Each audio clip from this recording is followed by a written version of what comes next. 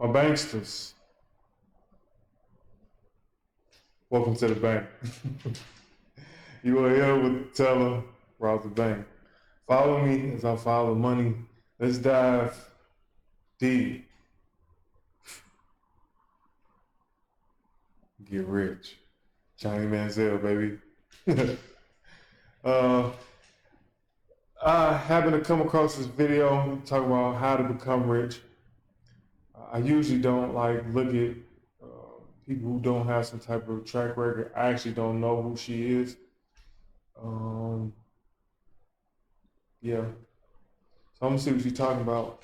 But before I really even jump into this video, one thing's for sure and two things for certain. She's cute. She's a pretty girl. But here, we do not base how pretty you are based on the information that you're given. It's not, if anything, I don't, probably be harder for me to talk to you if you're pretty in certain things, which is fine. I understand it's a stigma. And, you know, it just is what it is. But more times than not, you know, let me see. Let me explain that better. I don't think I explained that correct. Say it like this. Only because you're pretty doesn't mean that you get privilege. You must stand on the merit of the knowledge that you're actually given is effective and sufficient. I think that's a better way of. Yeah.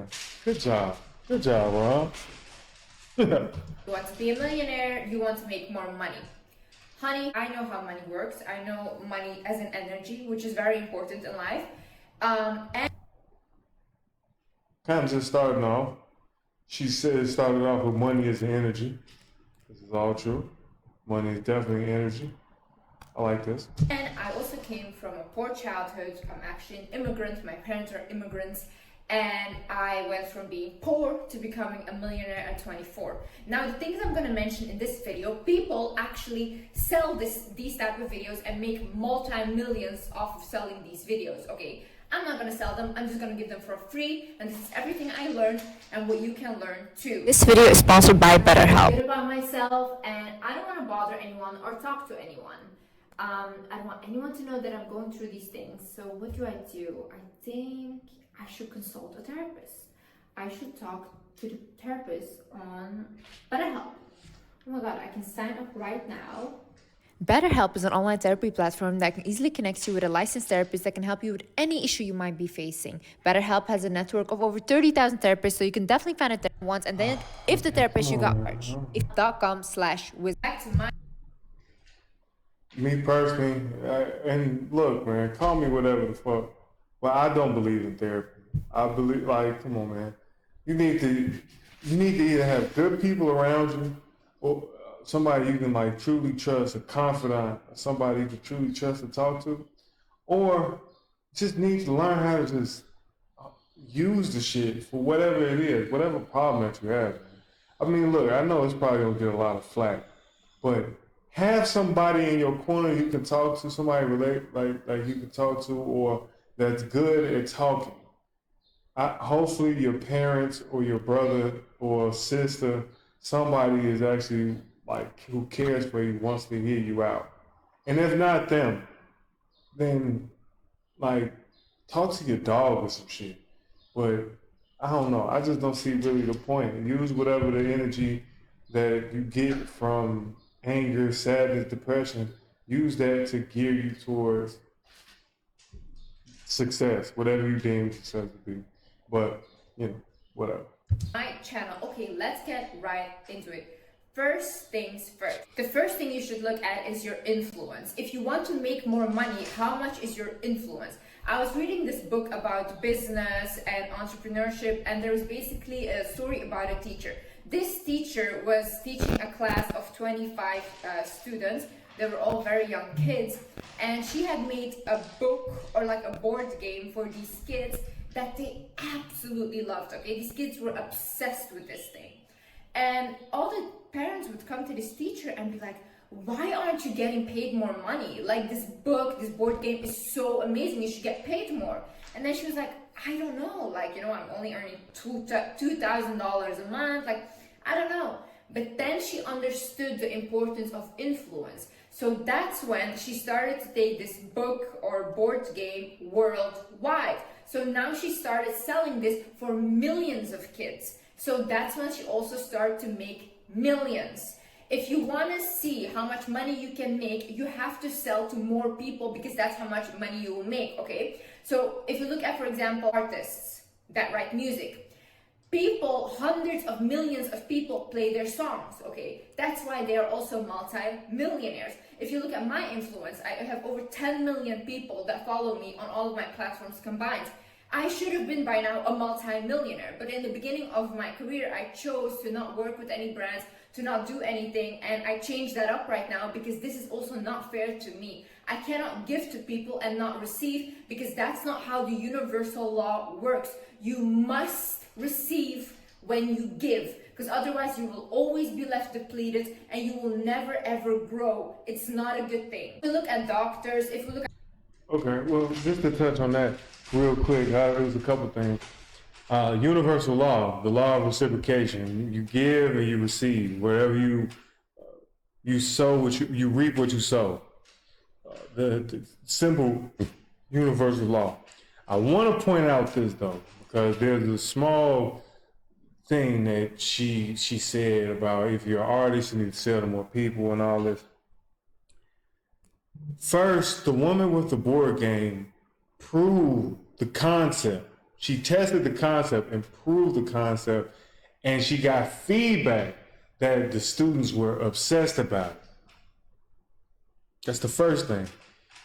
And then somebody came to her and said, you need to be selling this. Why don't you sell this more? Another confirmation. A lot of times, it's an old saying, if more than 3 people call you a horse, then saddle up. So don't test a lot of different things out and then see exactly what you get confirmations on and what you're good at or what you've created. It's just like if you're building a company or if you're drop shipping, you want to test products. It's the same thing. You want to test a lot of things, and then what you get confirmations on, i.e. people love it, people are reposting it, people liking it, so forth and so on, then you funnel and focus in on that. I think that's what she's essentially saying, but that's a big thing. Don't just have aspirations of being this mega rap star or this mega, person who makes $1 billion, and you first don't come up, you don't have the talent to be an artist. Some people want to be music artists, but they're probably better off being producers or A&Rs, or, there's multi-facets of an industry. Only because you want to be this doesn't mean that you're good at that. Not saying that you can't get good at that, but more times than not, you should fall in where your talents really are, where you really shine bright. That's where you should really lean into more. And then, I think and then just any product or company, like she was saying, I think you should test. And once you get confirmations, then you really fall into it, and you really double down and put it all in. So, Look at all these people. How many people do they operate in a day? 10 people, all these things. They get paid for those type of people. Now, if you go worldwide, like even authors, people that sell books, comedians, they affect millions of people. Even influencers affect millions of people. They are entertainment for millions of people. That's why these people become millionaires. Next thing you should think about is, how is what you are selling or what you're doing helping people, or how are you delivering a service? See, in this world, you only become wealthy by helping others, because we're all one, we're all created to help each other. So anything that you have in life, even if it's clothes, right? The things I'm wearing right now, this helps me because I can cover myself up, I can wear that something that I like. Makeup, it helps you. You can put it on. A lot of people feel more confident with makeup, all these things. It's all these products help people. My videos, it's giving advice, it's motivational. I'm helping people. If you look at comedians, they make people laugh. They put people in high vibrational state. They're also helping people. Every single person, Twitch streamers, football players, everyone, they're delivering an entertainment. They're making people feel less lonely. They're pulling people out of their problems on a daily basis. People that sell kitchenware, that helps them because now you have a mug to drink out of. Start thinking, how can I help people? If your goal is to, I just want to become rich, for me, you will never ever become rich. The only way you become rich is through other people, and for other people to give you their money, you have to deliver a service. You have to help them in some way. In some way, you have to make their life easier. Another thing you should address is, do you... I agree. I agree with everything she said. I mean, MJ DeMarco says this as well, but to make $1 billion, you essentially have to help 1 billion people. And the math isn't like fully correct, but his point of what he was saying was you just need to be able to help a lot of people. And I guess that ties into her influence. Once you have a product or a service, then you need to be able to sell or be able to influence those people to shop, to see that you are the better product that can help them solve the problems that they have. So I actually think that's pretty good advice. I don't think what she's saying is negative. I mean, or is bad. You have negative thoughts about money. See, you might say, no, I don't, I'm obsessed with money, whatever. I was always obsessed with money ever since I was young, but I did have negative thoughts. Because when the moment came that I did have a big platform and where I could monetize off, I couldn't do it. Because I was really scared, and I somehow in my head thought like, no, I don't really want to accept the money and all these things. And people are even afraid of having a lot of money. Because if I think, for example, tomorrow I will get $100 million, right? That scares me. I don't want that 100 million. Why do I not want that? Because I'm afraid that I will lose my passion for my work. I'm afraid that I will not hustle as much anymore. Because this is what makes me happy. It's the hustling. It's the passion that I have. But imagine tomorrow I just receive 100 million. I will feel like, maybe I don't need to do this anymore. Like, I'm not obligated to do this. But right now, I know that I receive my money from this, but also there's a passion there. I'm growing, and it's not just in one go. If you have your negative thoughts about money, or you think people with money are evil, or like money is a bad thing, this and that, address that at first hand, because you can never attract money whilst being angry at it, or whilst demonizing it. You shouldn't demonize it. Also, the religious people that say like, oh, we're not meant to be happy on this earth, money is a demon, this and that. No. Get this book. I mean, that's one of the key things you got to address. I agree with what she's saying here. Also, is you got to address the negative thoughts. So, and it's real interesting because let's say pastors, they'll tell you money is the root of all evil, but they still pass around that collection plate. Like they still pass around that collection plate, but tell you money's the root of all evil. What do you mean? It's and furthermore, even in that sense, money isn't the root of all evil. It's the emotion around money that's the root of all evil. It's what a gun isn't bad. A person who uses a gun is bad. Somebody can use it just to protect themselves. Somebody can use it to go to war with, or use it to kill people with. So money is just a tool. Money is not the Antichrist. Money is just a tool. It is something that you use, or that can help you, or to use to hurt you. That's essentially what it is. But I agree with what he's saying so far. I would definitely say, one of the biggest things too is that we all are these things. Like, let's not point this out. I mean, let's not skip over this. We all are greedy. It just depends on what we're greedy about. We all are selfish. It depends on what we're selfish for. We're all are assholes. We're just, what are we assholes about? So it's just a small shift from, okay, I am an asshole, but what am I an asshole about? Okay, I'm an asshole about this, but how about I be an asshole about this? It's the same thing. I'm focused. People saying I'm not focused or I'm not disciplined. That's not the right way to describe it, because you are focused, you are disciplined. You're just focused and disciplined in the wrong matters. You just need to figure out how to shift your focusedness and your determination to the things that will actually propel you forward.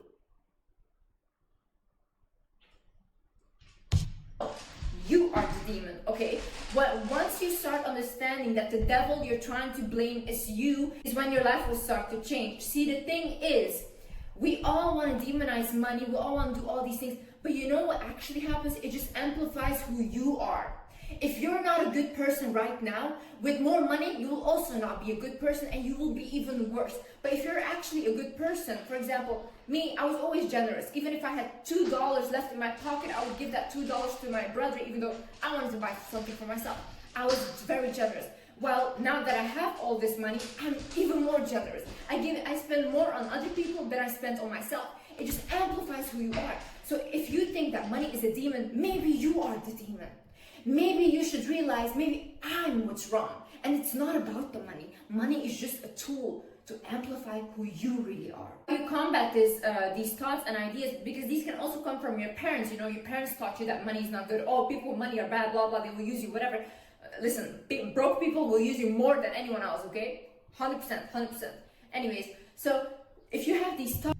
Man, broke people are more selfish and will use you more than anybody else. Now, that's not saying that you can't be a useful fiduciary, somebody who is good with their money, knows how to handle their money and stuff like that. That's not what I'm saying, but just spending money frivolously. That's not what I'm saying. To spend money and just spend money just to spend money. What I'm saying is more on the lines of, when you did broke people, okay, you can have no money and be wealthy, and you can have a lot of money and still be broke.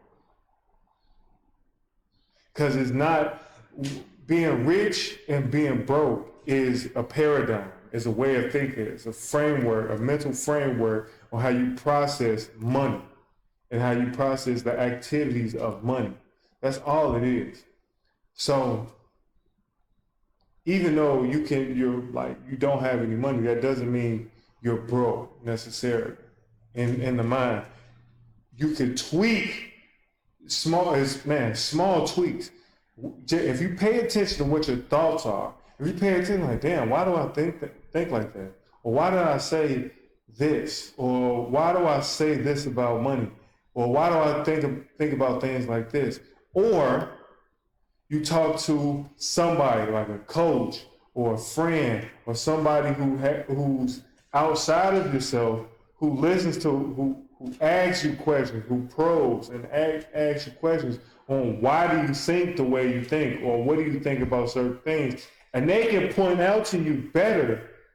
This is the same thing a therapist. All a therapist does is reveal. A therapist asks questions to reveal inner thoughts that you haven't even asked yourself. So if you can ask yourself certain questions, or you can get around somebody who will ask you certain questions around the topic, then you will start to realize, oh, wow, this is my real thoughts about money, or this is how I think about money. Okay, is this effective? Is it helping me anyway? Because once you address it, what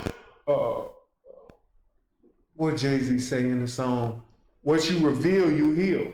So once you reveal your paradigm around money, then you can start to heal, like, okay, this isn't effective. This isn't a good paradigm or mental framework to have. I need to tweak this. I need to upgrade this. I need to do away with the old and bring in the new. Thoughts that rewire your mind. I even have a money meditation affirmation on my channel. You can click on that. You can look at other ones. You can repeat to yourself, money loves me. I love money. I deserve to have money. I deserve to be wealthy. You have to start realizing you deserve this. Struggle is not cool. Struggle is not something that you should strive for. Not in love, not in friendships, not in money. Stop thinking this way. The wealthy don't think that way. They make the poor think that way, so they keep being poor. Another thing is, do not. Okay, now I'm kind of like, so with affirmations, it's a slippery slope because I think affirmations is kind of like mental masturbation. Just, I'm wealthy, I deserve it. No, you don't. No, you don't. Only because you say you deserve it doesn't mean you deserve it. So I think affirmations coupled with action is more effective than just sitting here, I deserve $1 billion. Oh, I can't wait to get $1 billion. The $1 billion is mine. No, I don't believe that. I used to think that. I used to really believe like, oh, affirmations is like amazing. It did nothing. Because once again, you have cognitive dissonance. It's the law of attraction. The law of attraction is not sitting here praying and saying to yourself, I get $1 billion, I get $1 billion, I get $1 billion. Your brain is gonna be like, bro, you're fucking stupid. You're not doing anything in the ways of $1 billion. You don't think in, what's the term? You think hold. You don't think circulated, move. You don't think like that. So when you start putting things in action, then you couple that with an affirmation. Then that's when you can see that the affirmation start to work. But ora and labora, pray and work. Ora and labora. Once you pray about it, then put in the work, it'll actually come into fruition because not only did you think it, but you also put in action towards getting whatever it is that you were thinking about. So that's kind of only push back on what she was saying about that, but for the most part, I think she's pretty solid. I think you do have to fix your mindset around money. I would not say it's an easy process, but I will say it is a necessary process that you should go through. It's not easy. I would say it's a it's difficult, but it's necessary that you do. So try to look rich, actually be rich. I feel like in the beginning, when you don't really have money, a lot of people and influencers, what they do is they try to portray this image of wealth. But if you look at actual wealthy people, they don't dress that way. They always say like these luxury brands and all these things, it's who do they sell to? To the poor, okay? Or the people that are insecure and trying to validate themselves. These things shouldn't validate you. You should validate you. You can walk out tomorrow looking homeless and still feel good about yourself. That's how strong and how confident you should be. Also, a lot of people, they go broke trying to look rich. It's hard to stay rich because right now your lifestyle goes up. So before maybe you weren't really paying rent, you were living with your parents, but now you live in an apartment that costs $10,000 a month. So you kind of feel like you're still in the same position you were before because your expenses go up. And in a lot of ways, like for celebrities, it goes up so high because they have to pay their assistant, their manager, their blah, blah, blah, and it's so much that they go broke because they're trying to sustain a lifestyle that is unsustainable. Because it's easy to get the money, but what if you lose your credibility? What if you're not famous anymore tomorrow? Or what if you get an injury and you can't be a footballer anymore, or you can't play your sport anymore? What will you do? Because now you have all these expenses. These hidden teachings of the Bible were used to attract wealth. Did you know that Christ intended you? Think about be actually rich and don't try to look rich in order to impress people. Another thing is... Okay. So I want to touch on this because the last sentence was probably the most important sentence that she said. Expenses is the most important part of what she said. And why that is the most important part is because the basics, the fundamentals of business It's profit. It is not how much income you generate. It's how much money, it's not how much you make. It's about how much money you can keep. That is the basics, the fundamentals. It's about how much money you can keep. Profit, not gross. Fuck gross. We want net. We don't want to shoot shots and hit the shit off the rim. We want to shoot shots and see that motherfucking net splash. That's what we want to see, right? So, when you dress or when you try to look rich, you only look rich to people who are broke. Because the people who are actually rich are spending their money getting better, getting more experiences, training. Broke people spend their money on exterior. Rich people spend their money on the interior. Damn, that's good. I just came up with that. Broke people spend money all on the exterior. It's peacocking. It's to show, yeah, look at me. I'm amazing. Not saying that not to look nice. Not what I'm saying. I'm not saying be a billionaire that looks like a homeless person or who never spends his money on nothing. It's not what I'm saying. What I'm saying is that at least in the very beginning part of your journey, that you should try to keep your expenses as low as possible and try to keep your profit as high as possible, or your income as high as possible. If you have if you bring in $11 a day, and your expenses is $1 a day, I mean you profit $10 a day, and you reinvest the whole $10 back into every single day. This machine that you have, or whatever business that you have, will explode into something. Grant Cardone says, buy cash flow. Use debt to pay for cash flow. When you get enough cash flow, then buy stupid shit. Until you can pay for cash flow, do not buy stupid shit. Buy cash flow, don't buy stupid shit. Same shit she's saying. When he talks about his Richard Mille saying this is trash, it's because the watch is only, he only got the watch from purchasing the cash flow. Not he got a watch, then purchased the cash flow. And more importantly, the watch means absolutely nothing to the experience and knowledge that he's learned to be able to purchase a Richard Mille. You buying a Richard Mille and talk and look like a fucking idiot. You speak, you don't have a proper way of speaking. You don't sound competent. You don't sound confident. You look like an idiot. Nobody respects you. As anything, they don't like you even more. Because even though, okay, yeah, you got a Richard Mille, but you yourself don't even reflect the Richard Mille. You cannot have a Richard Mille and have Richard Mille money inside, internal. So it's not about the watch itself. It's the skills, the knowledge, the competence that you had to acquire to be able to acquire a Richard Mille watch.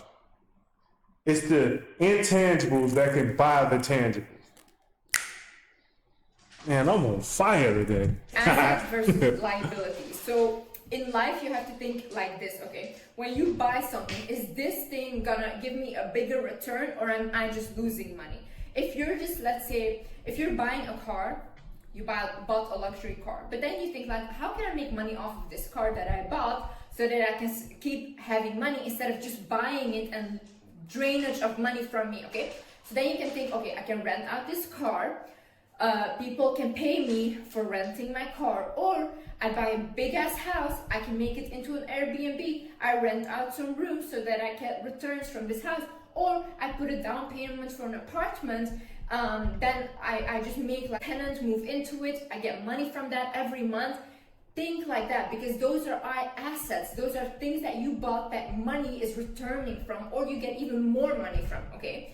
But liabilities are things that you just buy and you don't get anything from it anymore. Like, for example, a lot of luxury bags, they will never go up in value. They're just there in your closet and they will rot away. You will not get anything from it. But if you buy, for example, a Birkin goes up in value. So if you resell it, the resale price is higher. So you can sell it for more, okay? It's very hard to get a Birkin from a store. If you do get it, you can sell it for more. Try to minimize your liabilities and maximize your assets. So the things that you're actually making money from, that where money is constantly returning to you instead of just draining it out of your pocket with liabilities. So for my spoiled queens, girlies, to you guys, I would say, if you are dating a guy and you're not working yourself and he's just... Okay. Real quick, I agree with what you're saying. I also would say this though, because I was very focused on this idea of like trying to find things that all bring money. Now, another asset is something that brings peace of mind. There's no amount of money you can spend that's better than a peace of mind. Or you can't put a price on a peace of mind. A peace of mind is better than anything. It's so much, because with a peace of mind, you can think more. With a peace of mind, you're more relaxed. You're not stressed. Your cortisol levels are low. Your dopamine levels are higher. You can get more happy. You can relax, and you just overall a happier person. Nothing more times than not, you do not get great ideas from a depressed state. You usually find good ideas when you are in just elevated from depressed, or a normal to a happier state, a better state. When you smile, you usually find opportunities better when you're more in a happier state. At least from you think better when that happens. So liability. So even though, yes, I will say the fundamental knowledge of asset is something that adds money, it also could be something that is intangible that you can't pay for. Obviously you can pay for it, but it will bring more return than trying to penny pinch or just to say this isn't a liability. It's better if you find a good person. You don't care if they got money or not, because how they make you feel. They make you feel good, and you don't really care about the place that you live if it's a little more expensive, but you're safe. You can live in a $500 per month apartment, but you live in the middle of a fucking war zone. Then you gotta worry about, I gotta worry about parking my car, then gotta worry about going from this to that and like protection and all this other shit. Or you could pay $2,000 and live in a really good neighborhood and never have, you can leave your fucking keys in the car. You leave the fucking door unlocked and you ain't never even gotta worry about somebody even, walking into your house. And those two things, you can't equate the two. So it's not always about the tangible. Sometimes an asset is something that's intangible. I guess that's starting to be the central theme of this video, is focus more on the intangibles. So let's see what you're talking about, a dating advice. For you guys, I would say, if you are dating a guy and you're not working yourself and he's just providing for everything, make sure that either he invests in a business for you, make sure that the money he gives you, either it's cash or he transfers it into your account, and make sure that you buy stuff that is like an investment, okay? Do not trust a man. Listen, my ex, he used to just give me a credit card. And when we broke up, he took his credit card, everything. And then what did I have in my account was just my own money. And I had the bags he bought for me and the jewelry, but that was it. I did not have any money that he gave me. Now, what if I did not have my career? What would I have done? I would have been broke. Okay, I was lucky that I have a career, but there was many men, and I've heard many stories like this, where they just take away the credit card, take away the house, and honey, you go with your bags, whatever. Do not do this. Be very smart. Men are not stupid. They know that they still keep the power by just giving you a credit card and that's it. And you think, oh my God, I have a credit card. No, he's trying to control the narrative. So you switch that up and you make sure that either he invests in a business, you invest in some things into yourself, even looks-wise you can invest, whatever you do, like get your teeth done, whatever you do. So make sure that like anything you buy, you think of it as an investment. All these things, when you get a car, make sure it's in your name. These things they always take away. Do not think men don't do this. Even if you have a kid, even if they don't care, they do not care whether you're married. When you sign that prenup, honey, you're done. You walk away with nothing. Okay, so if you want to live off of men, which I do not recommend, by the way, I always think a woman should have her own money, and then she can also live off of men at the same time, but her money is her money. Think smart. Do not trust these people, because they will claim they love you, but tomorrow you're walking on the street just holding your Chanel bags. Okay, another thing is you invest. Okay. Man, this is an interesting one, because I would say, me personally, I think she's projecting. It sounds like she didn't love her husband, because I don't know. There's so much here. It's a lot to unpack. But okay, I can't fully disagree with what she's saying. Is don't trust your significant other fully. I can kind of agree with that to a certain extent, because at the very least, you want to make sure that the other person's taken care of. But if somebody cares about you, if they really care about you, they're not, especially if you have kids with this person, at least maybe I'm, a different breed. Let me say, I'm looking at it from the optics of teamwork. If we're working together on something and you're not working, okay, and you're not working. First off, we need to know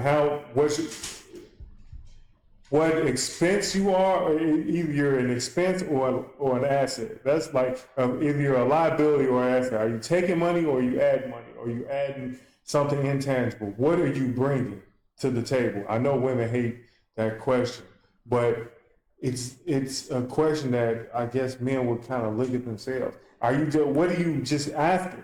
Like, what are you trying to do? If you're trying to build a family, I don't see what's wrong with a man controlling the narrative if you want him to be the leader. That's what leaders do. They control the narrative of the company or the thing that they're leading. I mean, that's just me. I just paying, just seeing what she's saying. That's what they do. They control the narrative. A leader, people follow the leader because they are attracted or attached to the ideologies that he has. At least that's what I thought a leader was. But even furthermore than that, I think it's, and I don't know her situation. I don't know why her marriage fell apart, what happened in the midst of it. I don't know anything. I'm just kind of looking, just off pure optics of what's going on and what's happening. But me from the teamwork optic or viewpoint is that you guys should be working together. There should be somewhere where he's saying, okay, if you're not working, then she needs to be looking, okay, now, and not just for herself. She should be looking, okay, babe, what's something that we should invest in? Because if we're married, and when you're married, both of y'all names are on it. Y'all are joined. That's the contract. That's what it does. It joins you, turns the two into one. Both of y'all are an entity. You are a business entity. when you get married. You're a partnership. You're a LLC, not you're LLC, not a sole pro, but you're a partnership. And when you go file for LLC, you will see partnership. That's what you are essentially. And instead of thinking about yourself like this is going to fail, which is if you actually go back and you see what she was talking about, negative mindset, and you see like, okay, what can I build? What can we help build together? And look, and I don't want to skip over this fact too. Most partnerships, business partnerships, don't even, like 90% of business partnerships fail. It's greater than marriages. So, but I don't think that's like the best advice. I would definitely say to some extent have your own, but if you're going to be with a man, if you're going to have a man, if you like think about marrying this person and having children with them, I don't think you should be looking at it from the vantage point of I need to make sure I'm secure in this as well. I think we need to figure out how we can make this work, or how we like make this. How do I fit the pieces in to make us better? But I can't also refute what she's saying though, because it just rocket fuel. People will change their viewpoint and think that they can do more things that they can, or they can do more jobs, or they can do somebody else's job, or it's a lot of things. So I'm not disagreeing with her fully. I'm just looking at it from the vantage point of, yes, even though I will say to some extent you have to be defensive in thought. But I think to a certain point, there's like a point of no return of being defensive. Once you get past a certain point, it's just like, okay, we're already this far. Like you can't really, you can't get past, like after a certain point, it's like I should know this person like enough. And I should be keeping up with this person enough to know where this person's at. And unless they like beating on you or something, or they just like, unless they just lied, if they just like did a great lie for like the first 3 to 4 years, which I don't think nobody can lie consistently for 4 years. Nobody can lie consistently for 4 years. They told you what their plans were. You just didn't pay attention, or you just didn't want to hear what they was trying to say. People tell you exactly what they want you to know. You just have to listen.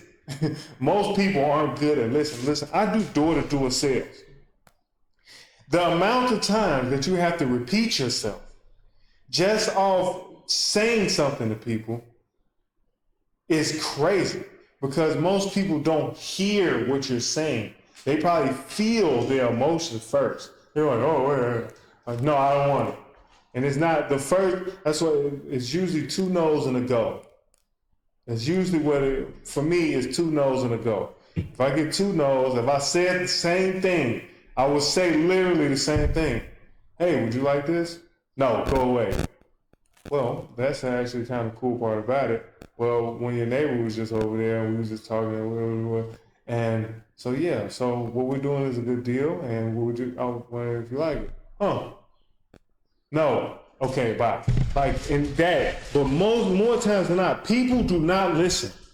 People, and I'm not saying men or women, people in general do not listen. Listening skills are not a fundamental, that needs to be taught, to listen. Because when you listen consciously, your brain gets tired. Listen, I go out 4 hours every day, knock on doors, and I'm exhausted.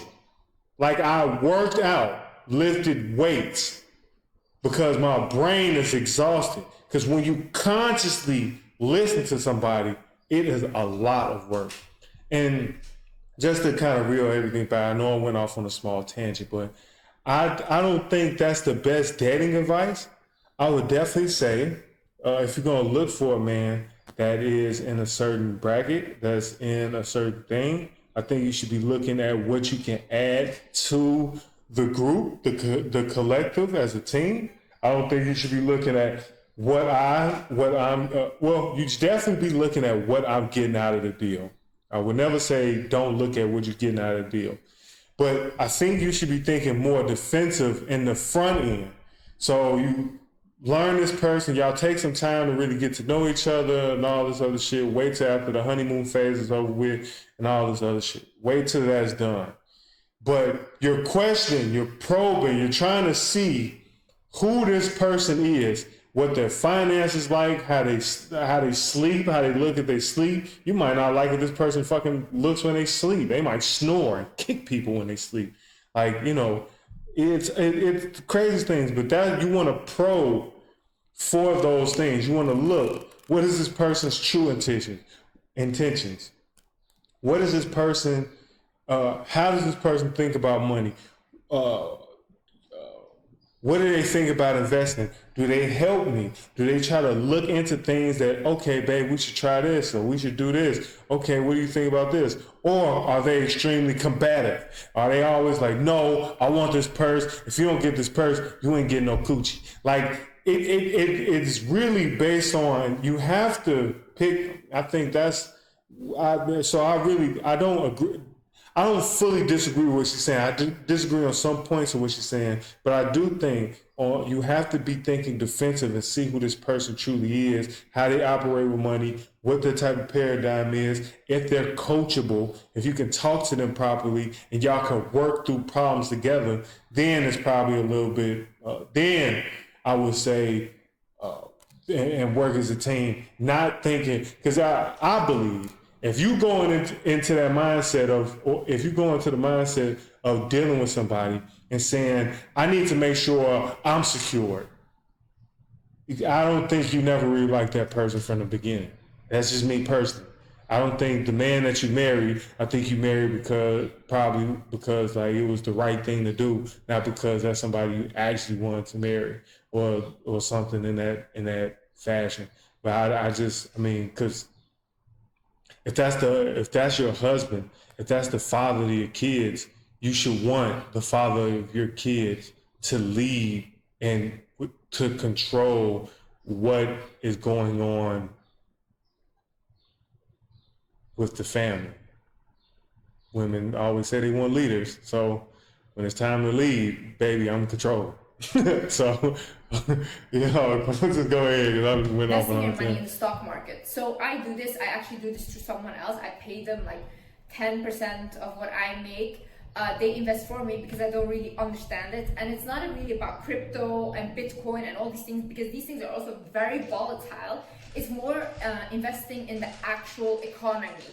So if the economy goes up in a year, let's say like a lot, then maybe I can make, if I put 100,000 into the stock market, I can make 30% off of that 100,000, okay? Then like if it goes up only a little bit, then I can make 10 to 15%. Now, maybe that's not a lot. It's like 10 to 15,000 in a year, whatever, that's not a lot, but that's more than it just sitting in my account and doing nothing. And the same way, if you put it in a savings account, that money, you can make like, let's say 4,000 in a year off of 100,000, like 4%, like it goes up just because it's in your savings account. Think about these things. Money can make money just by sitting somewhere and growing. You just hold it long term in that position and it can grow. Not crazy a lot, you'll not become a millionaire overnight, but still it grows. Another thing is you have to love what you Okay. So I would never tell somebody not to put money in the stock market or not to do any of that. But I would definitely say, if you're going to do it, do research on your own and find out how to do it yourself. And the reason why I say that is because the broker that you're going to, she pays 10%. So she's not making if she went up 30%, she's not making 30%, she's making 20%. And let's say you do invest into the stock market, I would definitely say never pull it out. Never, ever. Put it into the S&P 500 index, put it in, never take it out. and put more money in when the economy crashes. Like, and never take it out. And once you get to a place, if you actually need it, take a loan out against the stocks. Take a loan out against the portfolio, and then pay it off with like dividends or whatever it may be. But if you're gonna invest in stock market, never take it out, because as soon as you take it out, you get capital gains tax. So yeah. My thing is just how Alex Hormozi said: SME, invest in an SME. Find out how much more money can I throw into the business? How much more fuel can I throw into the fire? Find out what skills am I missing? What seminars, courses, coaches do I need? What friend groups, masterminds do I need to be around and people to kick it with? Or what are some other things that I could put my money in, as in private equity or loaning the money to people? Personally, that's something I would do. I don't think I would personally invest in the stock market, because essentially you're investing in a company, but you're not even getting any voting rights to it. Like, you're getting probably Class B shares. You're not buying equity in a company and saying, and on shareholders meetings and saying, look, this is what we're doing. Like, this is what we're doing. No, I don't like this. I want to be able to dictate. So yes, in some extent, you're buying a company, but you're not really buying. You're buying probably Class B or Class C shares. You're not buying Class A shares to where you're getting voting rights on things that's going on in the company. So I don't really see the purpose of investing unless you just never take it out. Warren Buffett I think he invested in Coca-Cola and never took his money out. If I'm not mistaken, he invested in Coca-Cola when it was in the beginning stages of Coca-Cola. And as it was on his rise, he never took his money out. Just saying.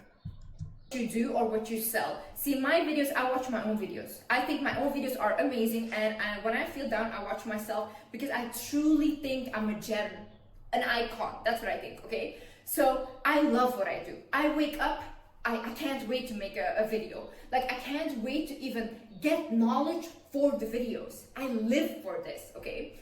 The same way, if you're gonna sell something, if you're gonna sell a product, make sure you love that product, because that's the way you sell with conviction.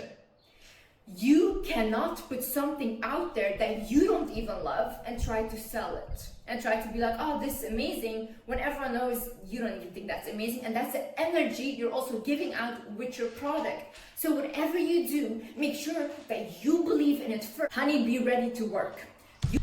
Now, I don't fully agree that you should love what you do. I think you should definitely believe in the product that you're selling. I definitely believe you should. I definitely think you should believe in the product that you're selling. I don't think you should sell something that you don't believe in or that you're not using personally. I do agree with that. But doing something you love, I don't necessarily think you should do that, because a lot of times success is not the things that we like to do. Success is a lot of times boring. It's grudge work. It's a lot of things that go into it. It's monotony, just extremely monotonous. You're gonna have to deal with people days in and days out. You're gonna have to, if you're selling to people, if you door-to-door sales, you have to be equipped for people to slam doors in your face, to people to tell you to fuck off, to people to treat you like shit. Like, you have to, and then be able to still smile through it. Like, I think that's the other thing about it, that you have to. I don't think you should necessarily love what you do. I think you should put yourself through something that's actually very agonizing, because everything else from that is better. If you're at the bottom, everything else is up from here. So, and that's how I look at it, because the skills that you acquire doing things that you don't like, And I'm not saying do something that is, let me see, how can I properly say this? Do something that you don't necessarily like, but will give you the skills that is necessary for you to build a business, or necessary for you for when it's your time to sell your product or something that you truly believe in or something that you truly love, that you will have the skills able to do so. You want to become wealthy, you want to become a millionaire, whatever, you will have to work. You will almost have to give away your whole life just to work, okay? I saw this quote and said, it's almost like turning a 9 to 5 into a 24/7. 100% true. The last 3 years that I've been doing my YouTube, all my content and stuff, I don't know the last time that I've relaxed. Not when I was on vacation, not anywhere. The whole time, content. If I read a book, okay, I have to read this book, I have to write down because this can help my followers. If I see a documentary, okay, I have to write down because this can help my followers. It's almost like I live for my followers. And this is very, honestly, sometimes I get very drained and almost like a burnout from this. At the same time, I live for this. So you have to be ready to give your life for whatever you want. If you want to become very successful, you have to give your life for it. I knew people that owned restaurants. Every day they were at their restaurants for 30 years already. Every single day showing up and working as if they're still not there yet. Same thing with men that are wealthy, that run their own businesses. If you've ever dated one, you will see they almost never have time to talk to you. They're constantly on their phone working. Same thing with athletes, basketball players, football players, all these things. Yes, they might go to the club sometimes, but most of the time they're training, working, watching their food. They give their life for this. If you want to make a lot of money, be prepared to give away a lot of your life and a lot of your relationships as well, because this is hard. The issue is as well, you're not relying on a stable income every month. Honey, if you don't work, there is no money. So it's all on you. So the pressure is very, very high. If you don't take care of yourself as an athlete and something happens to you, you're done as well. You know, the money goes. The other thing is, do not make the product that you're... I agree with everything she just said there.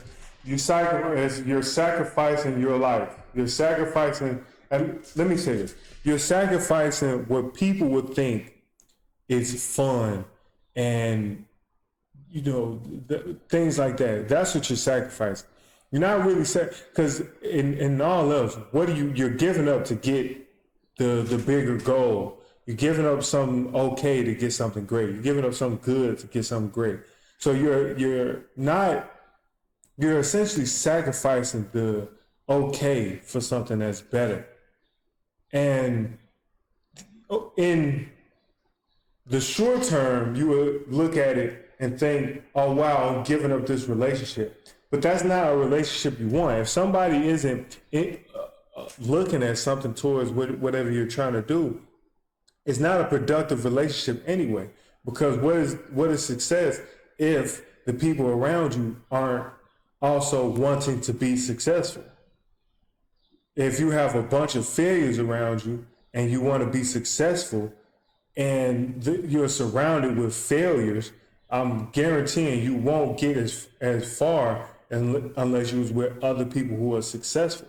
So yes, in the short term, you might look like, damn, I'm giving up these people, but also in the same breath, I'm also sacrificing these okay relationships for better relationships for people who can understand what I'm going through, who can understand the pressures that we're feeling, to understand the goals and the late nights and early mornings and all the whole way of life that I'm living. I can give that up for people who truly understand that and be around these people.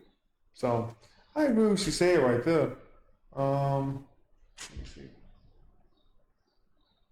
Yeah. Selling revolve around you, and especially this is for influencers and celebrities, because the issue with this is when you do that, product success will depend on you.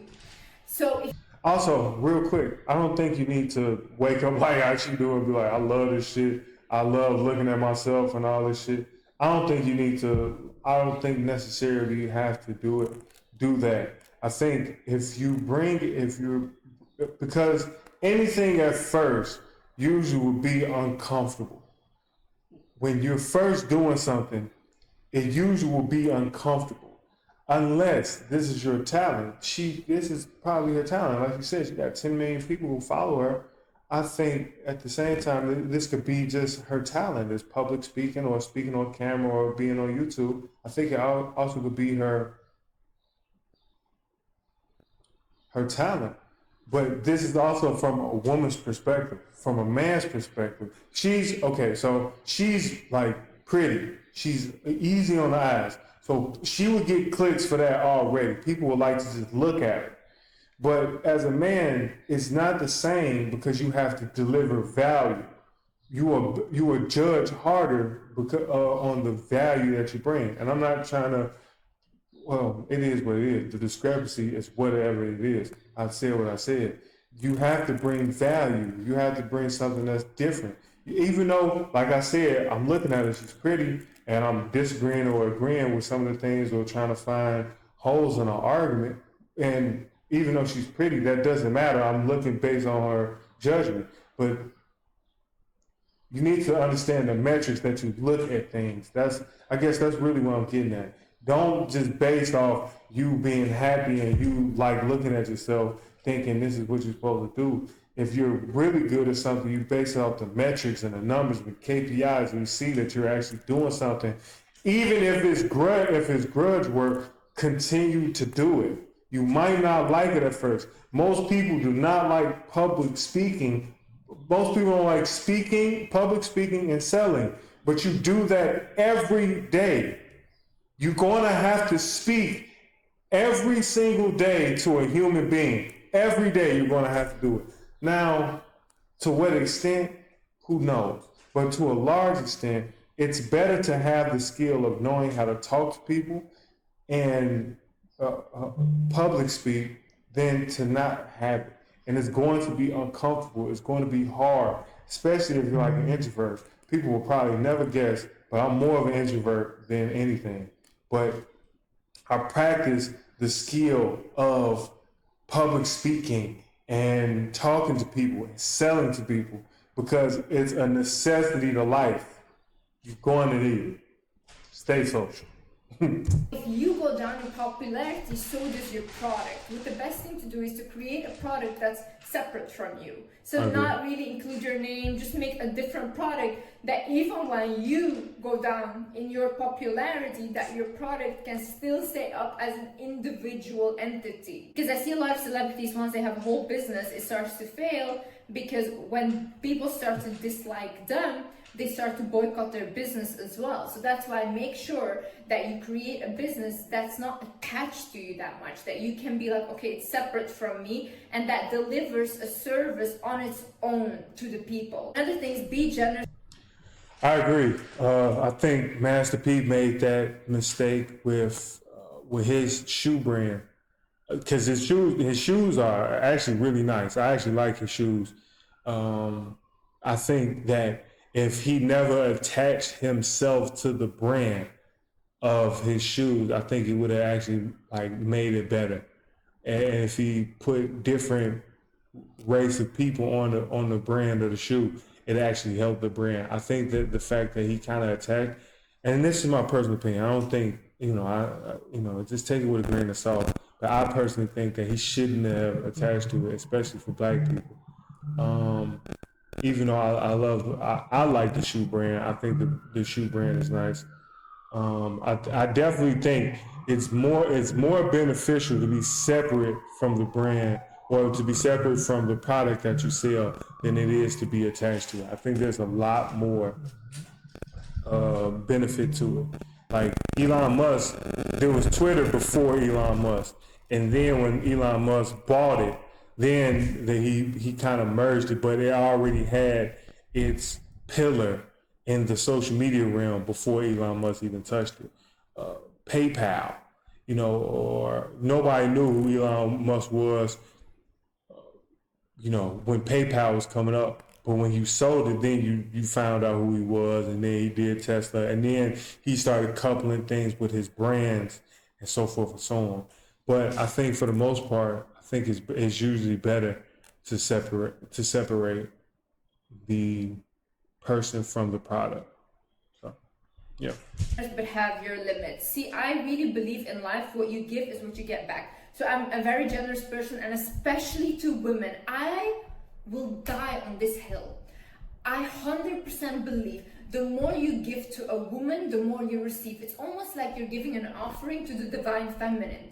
Anyone, a man or woman, that takes care of a woman gets blessed. I believe this 100%. The most successful men, the most wealthiest men always are taking care of women because they know this, okay? From the beginning of my career, the first money I ever made, I gave all to my mom. Like, I was all into my mom. Every month I give her money. I paid off her house. I did every single thing. I bought cars. I did everything, okay? Now there's a limit. People that are overly generous, like me, okay, they never get respected though. You never ever get respected. Why? Because your love is unconditional. You do things for people and I don't even care if they think it's from me or not. I don't need that validation. I don't even need a thank you. I will just do it for you because I love you and I want to see you happy, okay? However, people like me get used. And there's a lot of people that want to use people for money. When another person, they don't do anything, they just come and people seek their validation, seek their respect because they don't give it to you. They don't give you anything, okay? But people like me who give you everything and unconditional, it's almost like, we know Liz will be there anyways. We know Liz will forgive us anyways. So they abuse you for that. You feel used, you never feel appreciated because they don't. So stop when you see that you're being used for your money, when you see that you're being overly generous, that will become self-destructive. Because again, you're giving more than you're receiving. You will never feel good about yourself then. Never ever. Life works in this way. You need to give, but you also need to receive. Things do not. So I think she went off a little on a tangent with the giving to a woman thing. I do personally think in giving to women. I think men to a large extent. Let's just say this because I think this is an interesting point also. First off, you see the people. If you're a giving person, you see the people that just take, and you see the people that give back. I don't think you should change who you are. I think you should just change or alter who or aim at who you're giving to more. If you're giving to people who give back and you give to people who don't give back, you should just start giving the same thing or you start removing what the people that wasn't giving back and just start giving more to the people who were giving. I don't think you should just not do it anymore, like look at people different. I just been like, okay, you're just a selfish motherfucker. I don't want to give to you anymore because you don't reciprocate. I want to give to this person more. I definitely think, especially in business, it's a slippery slope when it comes to business. I think for both parties, you take care of anybody long enough, they'll take care of you. But in business, I do think that women will take care of you more because they don't have the propensity to want to compete with you. Men start to get to a point where they want to compete with you. Now, I'm just saying this is like physics, but to a large extent, it depends based on the person. If they're grateful, if they're happy that this person was doing taking care of them and all this. I mean, look, even as boys, man. I mean, it just is what it is. It's fucking physics. When I was a kid, my father gave to us, took care of us, and all this other shit. I got to a point where my testosterone got fucking high enough, and I wanted to fight my dad. Like it's not, and to this day, I love my dad. I would give my dad, protect my dad. I'll do anything for my dad. But I'm not going to negate the fact that the testosterone in me was like, yo, I want to fight my dad. I think I can take him. I think I can take him. I don't think women don't have the same necessity to fight and conquer as we do. We want to beat, we want to fight, we want to win. And I don't think women have that same thing. I think any man with a high enough testosterone understands that you just want to have more women around. You just want to have like women around. You want to be able to take care of women. You want to be able to do that because I think to a large extent, they're not looking to compete and to be like to steal your ideas and to build their ideas and then leave you the same way a man would.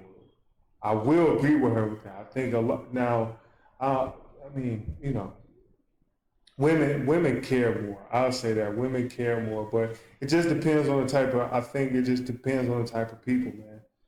The more grateful you are, the more you just, you know, you don't. I think you just don't want to be in that same space. I don't think you want to, like me. If I had a good friend, I don't want to compete with anybody that took care of me. I don't want to compete in the same field as them. Now, I might depart from them and go into a separate field, but me actually wanting to stay in the same field, I learned all their secrets, and then I'm gonna do the exact same business because they're different. That's wild to me. That's like crazy, but I agree with that. I think women, taking care of women to a certain extent, I think you reap more benefit when you take care of women. Because I don't think they want to compete with you. And did I miss anything else? Oh, and just change who you're giving to. I don't think you should just like give with a limit. I think you should stop giving to certain individuals because then once you start noticing that this person just consumes, then I personally wouldn't want to just keep giving to that person because now you just look disgusting to me because all you do is take, all you do is consume, you don't never want to give. But if I give to somebody and they give back or they give double, then I want to keep giving more. It's like a fucking jackpot machine. When you go to the casino, if you put $1 in and you lose, when you put $1 in, you lose. You put $1 in, you lose $1. Put $1 in, lose $1. I'm like, all right, fuck this game. But if you put $1 in, you get $2 out. You're like, whoa, hold on. I think I like this game. Like, hey, you're gonna keep doing it. You're gonna keep like, hey, okay, I'm gonna put $2 in this time. You get $3. You know, it's gonna make you want to play the game more, in my eyes. So, yeah. You need to give, but you also need to receive. The thing is, do not overspend on things you don't need, okay? The coaches and consultants who have yet to leverage YouTube ads are missing out on the most powerful and This also goes back to, again, don't try to look rich. I see a lot of people, they try to like buy all of these things to fit in, or they buy things that they can't even afford. You can't afford that. Why are you buying it? For who? For who? You're trying to play a game with actual wealthy people, not fit in with them. These people have mega yachts, private jets. It constantly is up, and you will never win this game because you're just not at that level, and accept it. It's okay to not be at that level, okay? Don't try to overspend and self-sabotage yourself to be validated by people who will never validate you. Never. Even for people that have less money than you, you will not be cool or good enough. And for the ones that have more, you will not be cool and good enough. Also, a thing that I would love to add is you have to have a plan. Okay, damn, that just switched up pretty quick. I agree with her, don't overspend. I think there's a difference between cheap and frugal. Being cheap is just like somebody who just wants like the most, like in price. It's just like cheap. I just want everything low price. I don't want anything high price. I want to get everything just at the lowest price possible. I think frugal. When I think of frugal, I think of somebody who doesn't want to spend something that is on the thing that they most care about, like me. I would say I'm more frugal than I am cheap because I want luxury. When I spend or if I'm going somewhere, and when I went to Colombia, I got first class. And I don't want to be sitting on the flight for 4 or 5 hours and sitting on the flight. It's like, shit, like, crunched up. No, I'm getting first class. And I just think it depends on what your priority is. And my priority is if I have to spend money on something, I want to spend money on something that's really good. So I either buy once and spend twice. That's the adage that I live by. Either buy once and spend twice. So if you buy something cheap, you're gonna whatever it is, you're gonna pay twice for it because it's a shitty product. More times than not. That's not always true, but more times than not, you're gonna buy a shitty product that's cheap and it's not a good product and you're gonna buy it twice. Or I could just spend like these headphones. I spent the $400 and these motherfuckers are like metal. I can throw these bastards and it probably like dent up and break. I mean, it'll break something, but these things ain't gonna break. Like this is metal. But I bought it once. I bought the luxury. To me, that's the difference between being cheap and frugal.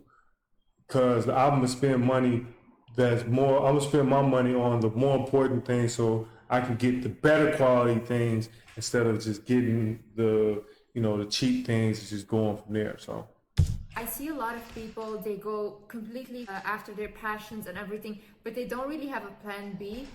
And I see a lot of people making money of encouraging people to do that, but I don't think this is smart because actors, models, influencers, YouTubers that really make it, it's only a very few. You don't pursue your college degree anymore. If you don't live at your parents' house, or you don't have a partner that has stability and money that you can still rely on. If your whatever doesn't work out, you're gonna be in big trouble. That's why you see a lot of people, they go to LA and they think like, oh my God, I'm gonna make it right now. But then they get there and they realize how hard it is and they become homeless. So please do not do that. Do not just stop everything, stop the job that you have just to pursue a passion, because it's very, very hard to actually make it. I mean, I hope you do, and I'm all for following your dreams and your passions, but I think we also should be realistic here, because I feel like we only get to see the 1% of people that actually make it, and we don't see the hundreds of thousands of people that tried and didn't make it. Last but not least is do not be just so I agree with what you're saying about plan. I wouldn't say a plan B, but I would say a plan T, which is to transition. I'm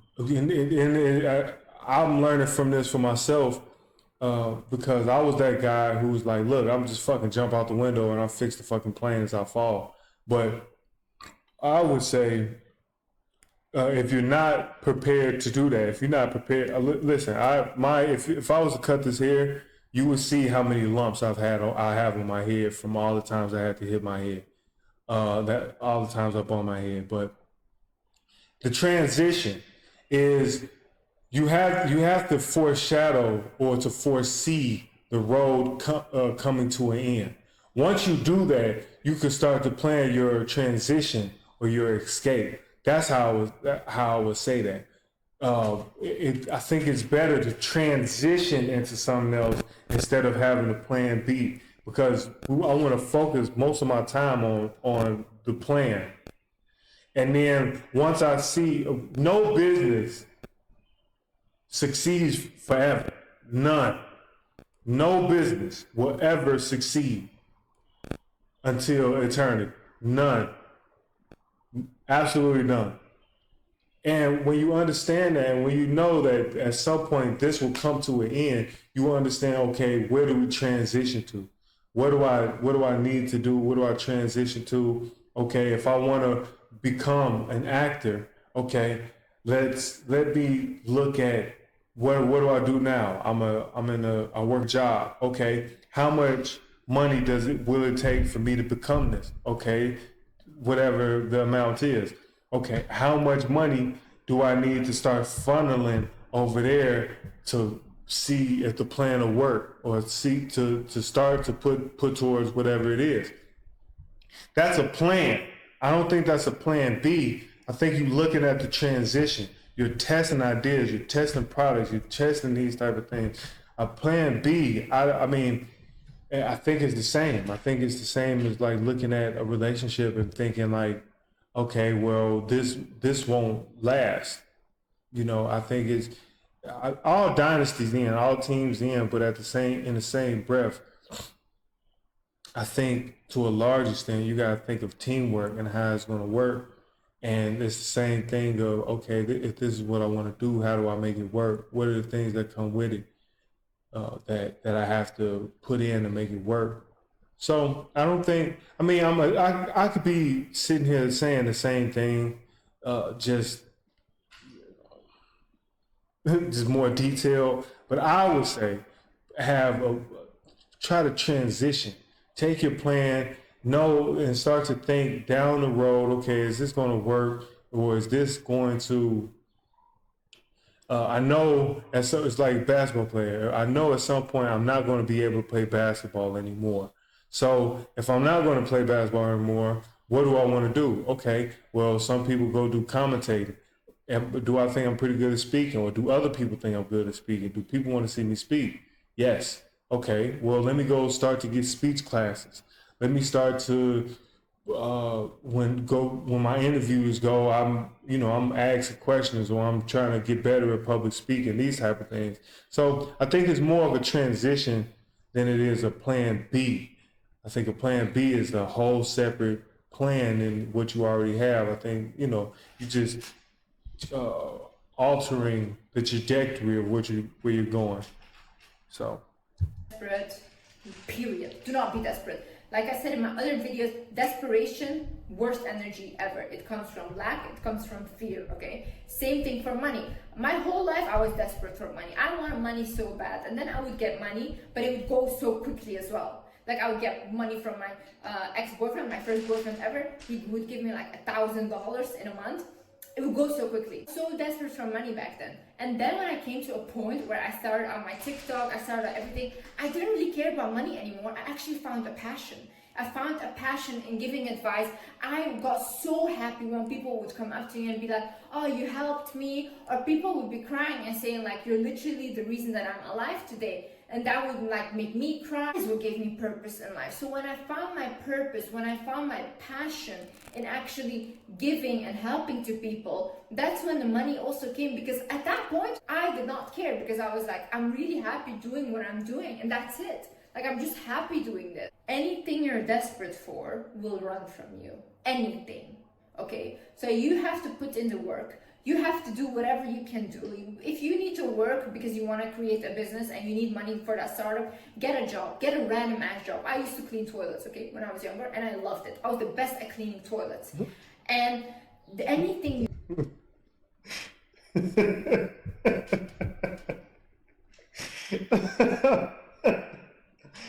Oh man, all I heard was Andrew Tate, man. All I heard was Andrew Tate. Cause you're a woman. You love cleaning toilets because you're a woman.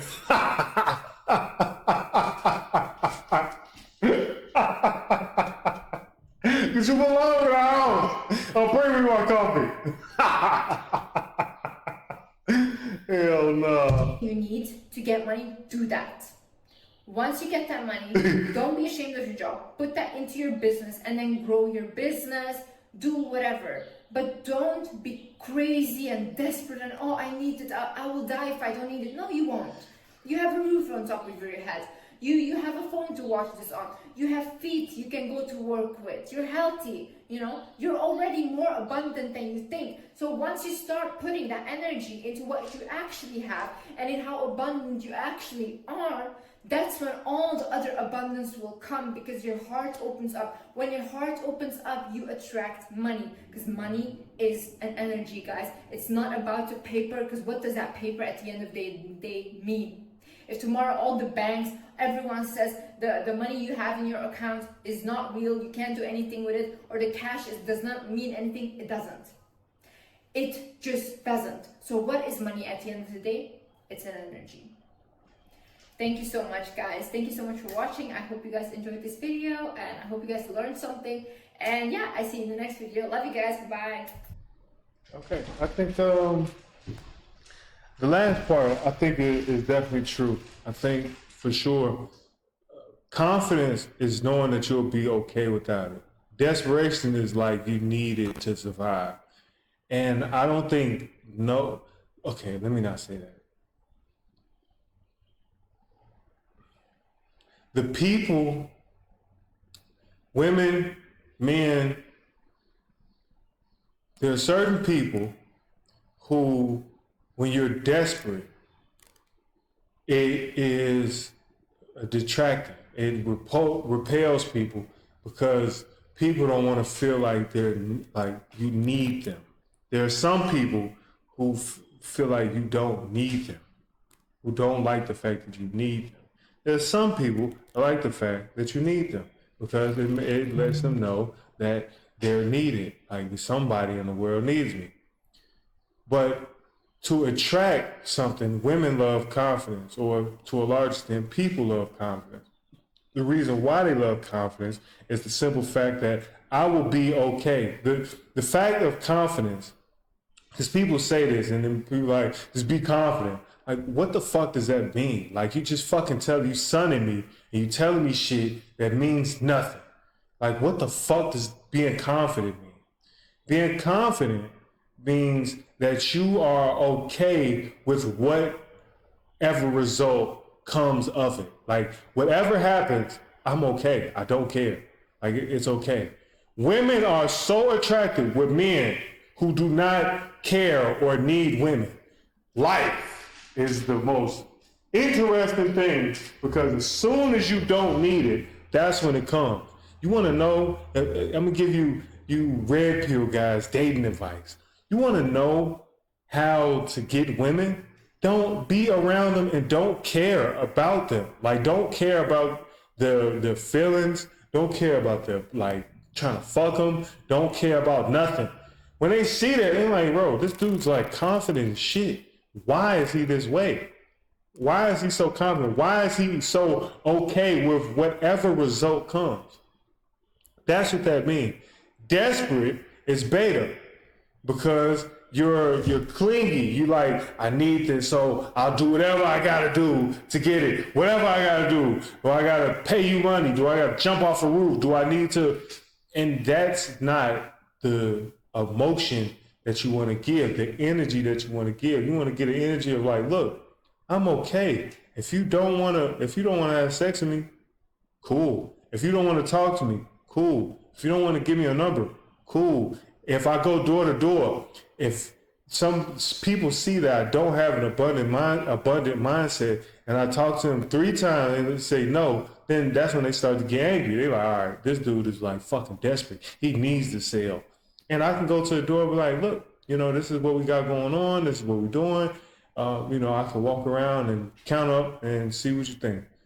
And from my abundance, they're like, whoa, this dude it puts me in a better state because now I'm not as needy or desperate, like she said. So I agree with what she's saying. I don't think being in a desperate state is advantageous to you in any realm. I think to be confident, you need to be okay with whatever the decision that you're currently in and with whatever result comes from whatever you do. You're going to say what you're going to do. You're going to do what you're going to do. You're going to act who you are. And whatever it is, I'm okay with it. And I will die. I will live by the sword and I will die by the sword. And whatever comes from it, comes from it. But it is what it is. And I go about it that way and go about it however where it needs to be. So, yeah, this is a really good video. I think she has some pretty good points. I thought this video was really interesting because women are more naturally abundant than men because just look at like women, they get hit on by men more often. So like they have more endless opportunities than men do. Men have to they don't get as many opportunities, so they have to make sure the opportunities that they get, they take advantage of. Women don't have that same thing, or men have to create the opportunities that they get. Women, opportunities just flow to them. It's abundant.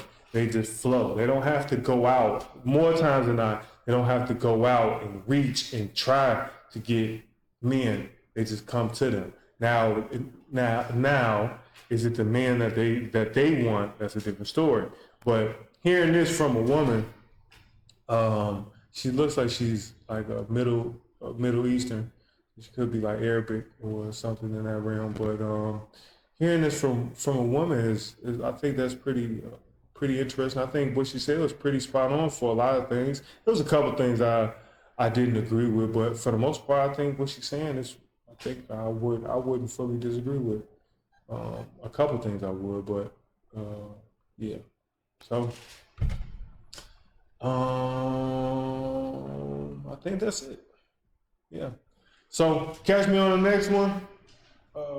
Continue to follow me as I follow money. Let's dive deeper. Get on our Johnny Manziel and get rich. Catch me on the next one. Peace.